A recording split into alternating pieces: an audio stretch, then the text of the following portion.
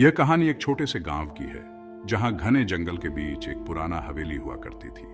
हवेली के बारे में लोगों का कहना था कि वहां कुछ अनहोनी घट चुकी थी और तब से हवेली सुनसान पड़ी थी।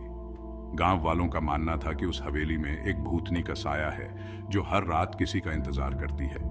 राघव एक शहर से आया युवक जो अपनी दादी के साथ कुछ दिनों के लिए गांव में रहने आया था।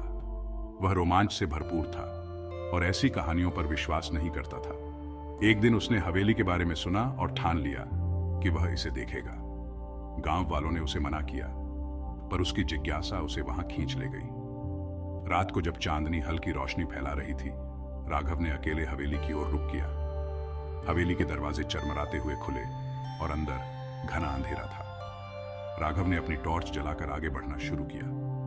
हवेली की दीवारें धूल से ढकी थीं और जगह जगह से टूट चुकी थीं। उसके दिल में थोड़ा डर तो था, लेकिन उत्सुकता उससे ज्यादा थी।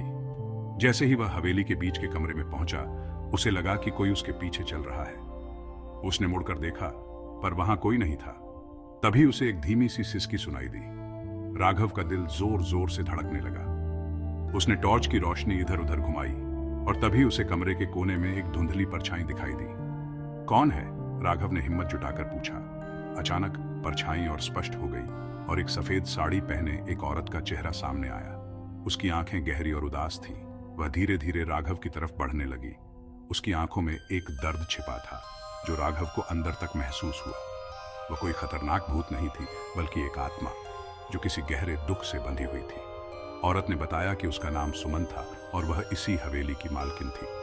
उसने प्यार में धोखा खाया था और एक रात धोखे की आग में उसने अपनी जान ले ली थी।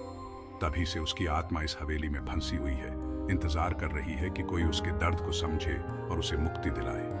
राघव के मन में अब डर की जगह सहानुभूति आ गई। उसने सुमन से कहा, तुम्हारा दुख मैं समझता हूं। तुम्हें इस दुनिया में कोई नहीं रोक सकता। तुम्हें अब शांति मिलनी चाहिए। सुमन की आंखों से आंसू बहने लगे, लेकिन उसके चेहरे पर हल्की सी मुस्कान भी आई। धीरे धीरे उसकी परछाई धुंधली होने लगी और वह हवा में घुलकर गायब हो गई। हवेली के अंदर का माहौल अचानक हल्का और शांत हो गया।